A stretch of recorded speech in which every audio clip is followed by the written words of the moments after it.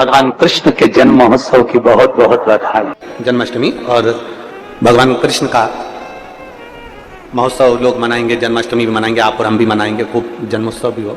जन्माष्टमी का भी पर्व है, तो आप सभी को अभी से भगवान कृष्ण के जन्म महोत्सव की बहुत बहुत बधाई।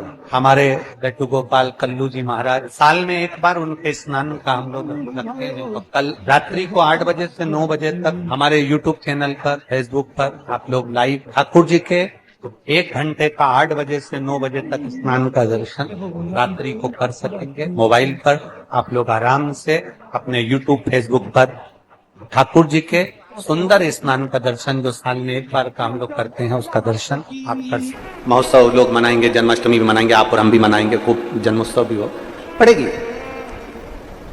पर क्या श्रीमद् भागवत कथा कहती है, क्या भगवान कृष्ण का जन्म केवल जन्मोत्सव एक ही दिन मनाना चाहिए? श्रीमद् भागवत कथा में वेद व्यास जी वर्णन करते हैं, सुखदेव जी महाराज राजा परीक्षित से कहते हैं कि अपने दिल में रोज मानना चाहिए कि आज मेरा कृष्ण मेरे हृदय में प्रकट हुआ है, आज मेरा कृष्ण मेरे हृदय में प्रकट हुआ है, आज मेरा कृष्ण मेरे नगर में प्रकट हुआ है, आज मेरा कृष्ण मेरी रोमावली में प्रकट हुआ है, आज मेरा कृष्ण मेरी चित्तवृत्ति में प्रकट हुआ है, आज मेरा कृष्ण मेरे नैनों में प्रकट हुआ है, आज मेरा कृष्ण मेरी श्रवण शक्ति में प्रकट हुआ है, आज मेरा कृष्ण मेरी श्वासों में प्रकट हुआ है, आज मेरा कृष्ण मेरे हृदय में, मेरे चित्त में, मेरी वृत्ति में प्रकट हुआ। केवल साल में एक दिन भगवान कृष्ण का जन्मोत्सव नहीं, रोज प्रतिदिन अपने भीतर भगवान के प्रागट्य का जन्मोत्सव होना चाहिए। 16,108 रानियां जब संतान नहीं हुई तो भगवान कृष्ण ने गुरु गर्गाचार्य बाबा को बुलाया। गुरुदेव, आप हमारे कुल के गुरु हो, आपने हमको गुरु दीक्षा दी है, गुरुदेव हमारे यहाँ संतान नहीं है, आप कृपा करिए। गुरु गर्गाचार्य बाबा ने कहा, कृष्ण आप द्वारका के नजदीक में एक एक रानी को बिठाकर 11-11 दिन तक शंकर जी का अभिषेक करिए महाराज, और शिव का अभिषेक करना, और 11-11 दिन तक शंकर भगवान का अभिषेक भगवान कृष्ण ने द्वारका के नजदीक में नागेश्वर के शिवलिंग की स्थापना करते हुए उसका अभिषेक किया। तब भगवान शंकर प्रकट हुए। मांगो कृष्ण, आपको क्या चाहिए? कन्हैया कहते हैं मेरे यहाँ औलाद नहीं है। भगवान शंकर कहते हैं आप चिंता ना करें कृष्ण, आपने एक एक रानी के साथ में 11-11 दिन तक मेरा अभिषेक करा है, तुम्हारी एक एक रानी से 11-11 संतान उत्पन्न होगी, तो 1,77,180 भगवान कृष्ण के बच्चे हुए शंकर की कृपा से। सत्यभामा जी ने रुक्मणी जी से कहा, रुक्मणी जी ये बताओ, आखिर द्रौपदी का और कृष्ण का संबंध क्या है? ऐसा क्या संबंध कि द्रौपदी को दुख आता और कृष्ण दौड़कर चले जाते, द्रौपदी को तकलीफ आती और कृष्ण दौड़कर चले जाते? ये द्रौपदी और कृष्ण का संबंध क्या? उस समय पर भगवान कृष्ण प्रकट होकर उन्होंने सत्यभामा जी से कहा, द्रौपदी मेरी बहन है, मेरे हाथ में चोट लगी थी तब उसने मुझे राखी बांधा, वो मेरी बहन है, वो मेरी बहन है।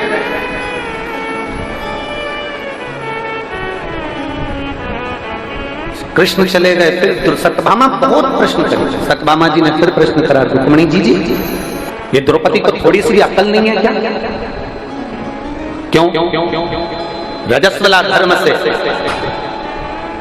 3 दिन का रजो धर्म था इसका, और इसने हमारे स्वामी को पुकार लिया, भगवान को बुलाया और भगवान ने जाकर इसका चिन्ह बढ़ा दिया। रजो धर्म में तो स्त्री मंदिर नहीं जाती, सामान नहीं छूती, और इसने भगवान को पुकार लिया और भगवान जाकर उसका चिन्ह बढ़ा दिया। समझ में नहीं आया मुझे, तो ये खेल समझ में नहीं आया, मुझे ये खेल समझ में नहीं आया। भगवान कृष्ण फिर प्रकट हुए और भगवान कृष्ण ने कहा, सुनो सत्यभामा, शुद्ध हो अशुद्ध हो, किसी भी अवस्था में, स्वस्थ हो अस्वस्थ, घर में सो रहे हो कि पलंग पर सो रहे हो कि हॉस्पिटल में सो रहे हो, किस अवस्था में हो, परमात्मा भगवान कृष्ण कहते हैं मैं ये नहीं देखता कि आप शुद्ध हो कि अशुद्ध हो, मैं तो ये देखता हूं कि आपने मुझे दिल से पुकारा है, और पुकारा है तो मुझे जाना है। चलो यहाँ इतनी मेरी जीजियां बैठी हैं और इतने मेरे जीजा और मेरे बेटा बेटी, मेरी माताएं भाई बैठी हैं, और जितने आस्था चैनल पर कथा सुन रहे हैं वो भी सुन रहे हैं, मैं उनसे भी पूछूं और आपसे भी पूछूं, आपके बच्चे ने, आप स्नान करके आए, आप नहा के आए और बच्चे ने गंदगी कर दी, खूब रो रहा है, गोदी में लोगी कि नहीं लोगी? अरे बोलो तो जम जाए, उसकी गंदगी साफ करोगी कि नहीं करोगी? कोई दूसरा आएगा साफ करने के लिए? बच्चा कितना भी रोते रहे, कोई साफ करने के लिए नहीं आएगा। छोटा सा बच्चा, तुम नहा के आई और छोटे से बच्चे ने अपनी गंदगी कर दी, उसने उसके कपड़े को बिगाड़ दिया। माँ आई, उसने कपड़ा उसको साफ करा और उसको कपड़ा दूसरा बदल दिया। कोई दूसरा नहीं, या तो माँ साफ करेगी या बाप साफ करेगा, पिता उसको संभाल लेगा। वो कहेगा तू जा, तू अभी स्नान करके आई ना, जब पूजन कर ले और फिर कर ले। नहीं, मैं साफ कर लूंगी। छोटा सा बच्चा माँ की गोद में गंदगी कर दे, छोटा सा बच्चा माँ की गोद में सुसु कर दे, छोटा सा बच्चा माँ की गोद में उल्टी कर दे, वोमिटिंग कर दे, छोटा सा बच्चा माँ की गोद में कुछ भी करे, तो भी माँ को वो हक है कि वो मंदिर में जाकर दिया लगा सकती है और भगवान की पूजन कर सकती है। माँ को वो हक है। अपने बच्चे की गंदगी साफ करने वाली माँ मंदिर में जा सकती है, पूजन कर सकती है, आराधना कर सकती है। एक बार गंदगी करी और तुम वापस नहाने जाओगे क्या? अरे बोलो तो जम के। फिर बच्चे ने गंदगी कर दी, फिर नहाने जाओगे क्या? नहीं। बच्चा गंदा हो गया तो माता पिता ने उसके कपड़े साफ करे, माता पिता ने उसको संभाल लिया। उसी तरह भगवान कृष्ण कहते हैं, अगर संसार का मनुष्य किसी भी अवस्था में, अच्छी बुरी किसी भी अवस्था में मुझे पुकारता है, तो भगवान कहते हैं मैं जगत का बाप हूं, मेरा नाम जगन्नाथ है, मुझे जाना पड़ता है। जगत का बाप हूं जगन्नाथ हूं, मुझे जाना पड़ता है। जगत का बाप हूं विश्वनाथ हूं, मुझे जाना पड़ता है। जगत का बाप हूं द्वारकानाथ हूं, मुझे जाना पड़ता है। जगत का बाप हूं बद्रीनाथ हूं, मुझे जाना पड़ता है। जगत का बाप हूं केदारनाथ हूं, मुझे जाना पड़ता है। जगत का बाप हूं सोमनाथ हूं, मुझे जाना पड़ता है। मैं जगत का बाप हूं, मेरा बच्चा जिस अवस्था में पुकारेगा मुझे जाना पड़ेगा, जिस अवस्था। सत्यभामा जी ने रुक्मिणी से फिर तीसरा प्रश्न किया, आखिर द्रौपदी ने ऐसा क्या? और एक बार मुझे द्रौपदी से मिलना। सत्यभामा जी जैसे ही बोली तो भगवान कृष्ण जा रहे थे। कृष्ण जाते जाते सत्यभामा जी ने पूछा स्वामी कहाँ जा रहे हो? भगवान बोले द्रौपदी के घर। अब तो सत्यभामा जी रुक्मिणी जी से बोली कुछ करो ना, मुझे द्रौपदी को देखना। रुक्मिणी जी ने कहा स्वामी आप अगर द्रौपदी दीदी के घर जा रहे हो तो हमको भी ले चलो। भगवान ने कहा चलो। रुक्मिणी सत्यभामा को ले गए। द्रौपदी बाल सुखा रही थी, पाटी पाड़ रही थी, कंगा कर रही थी, चोटी बना रही थी। इतने में द्वारकाधीश ने कह दिया द्रौपदी तुम्हारी दो भाभी आई हैं, तुम ननद हो, तुम्हारे बाल तुम्हारी भाभी बना देंगे। इतने में रुक्मिणी भी आगे बढ़ी बाल बनाने के लिए। सत्यभामा जी ने फोन ही मारकर पीछे करा तुम रुको, आज अच्छे से इसका बाल बना, आज मैं अच्छे से बाल बनाता। सत्यभामा जी आगे बढ़ी, बाल बनाते बनाते सत्यभामा जी ने एक बाल को चमके खींच लिया। खींचते से जैसे बाल खींचा उसमें से आवाज आई, हे कृष्ण। कौन सी आवाज आई? हे कृष्ण। सत्यभामा जी को लगा द्रौपदी के केश में से आवाज। फिर खींचा, फिर आवाज आई, हे कृष्ण। फिर खींचा, फिर आवाज आई, हे कृष्ण। सत्यभामा जी रुक्मिणी जी से बोली समझ में नहीं आ रहा।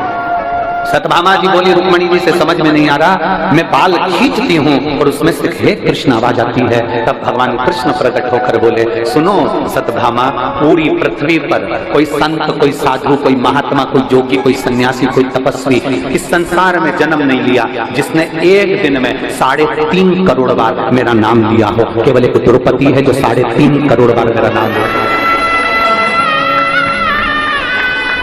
मनुष्य के शरीर पर 3.5 करोड़ रोम छिद्र हैं। एक एक शरीर का एक एक रोम गिना जाए तो 3.5 करोड़ रोम छिद्र इस मानव के शरीर पर हैं। ये 3.5 करोड़ रोम छिद्र मनुष्य को केवल एक दिन में 3.5 करोड़ बार मेरा नाम लेने के लिए दिया है। पर मनुष्य खाने में, भोग में, विलास में इतना डूबा रहता है कि वो 3.5 करोड़ बार मेरा नाम नहीं ले पाता। केवल संसार में एक द्रौपदी ऐसी है जो एक दिन में 3.5 करोड़ बार मेरा नाम लेती है, इसलिए मैं दौड़ कर इसके पास आता हूं।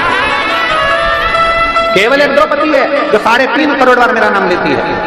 सत्यभामा जी हाथ जोड़कर खड़ी हो गई, हम भी आपका 3.5 करोड़ बार नाम नहीं ले पाते, हमारे लिए कोई आज्ञा करो कि हमको 3.5 करोड़ बार नाम का फल प्राप्त हो जाए, ऐसे कुछ कृपा कर दो। भगवान कृष्ण ने कहा द्रौपदी सत्यभामा उसका केवल एक साधन है। शंकर भगवान माता सती को कुंभज ऋषियां कथा सुनाने ले गए थे।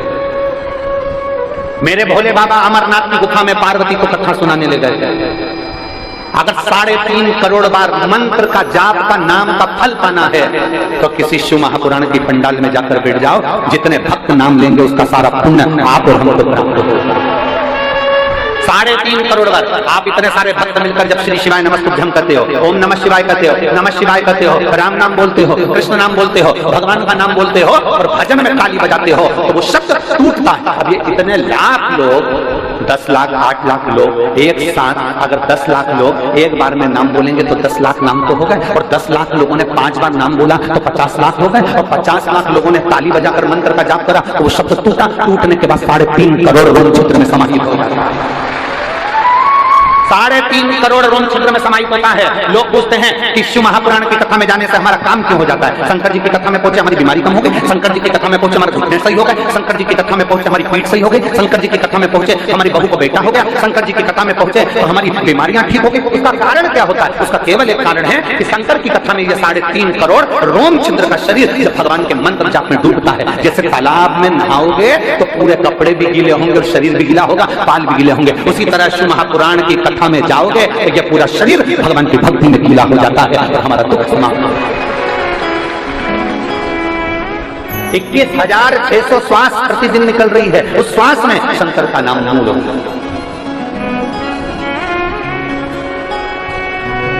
ये जितनी माताएं आई ना, आपने से लिख के रख लेना, कई माताओं के पत्र अमलेश्वर महादेव, अमलेश्वर की कथा में हम खुद पढ़कर सुनाएंगे कि आपके पत्र, आपके पत्र हैं। अगर दिल से कथा सुनिए और विश्वास के साथ सुनिए, भरोसा कर सुनिए कि मुझे मेरे बाबा से मतलब है, मेरा बाबा मेरा काम करेगा, मतलब भरोसा पक्का है, मेरा भरोसा टूटने वाला नहीं है। शास्त्र कहता है अरबों खरबों राधा जी की सुंदरता को इकट्ठा करो और उसकी सुंदरता का चूरा बना के पुतला बना दो। इतना कृष्ण मेरा सुंदर था, इतना सुंदर मेरा ठाकुर था, इतना सुंदर, जो देखता स्तुप्त हो जाता। भगवान दुबले पतले थे, दुबले पतले नहीं थे, कपड़े तो सिले हुए पहनते ही नहीं था।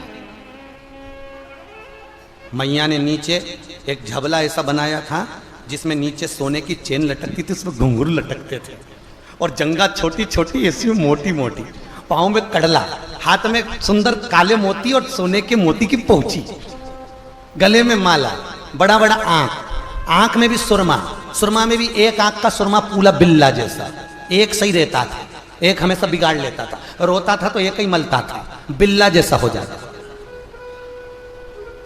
चुटैया, चुटैया में मोती लटक रहा है, मोती को पकड़ के मुंह में ले लिया, और किसी ने कहा कन्हैया भाग, और ऐसा ठुम ठुम ठुम ठुम भागे, जहां लुढ़क जाए तो कहीं गाय अपने बछड़े को दूध पिला रही हो, वहीं जाके छुप जाए, और गाय के बछड़े को चिमटी खोल के भगा दे और खुद थन को मुंह में लेके चूसता रहे, और इसका भाई इसको ढूंढता रहे, गया कहाँ, मालूम पड़े गैया के नीचे सोरिया, दोनों हाथ पकड़े, दोनों पांव पकड़े, टामाटोली कारी, आलकी की पालकी, जय कन्हैया लाल की। ब्रह्मा जी मन में सोच रहे ये देवता ओंदा लटका है,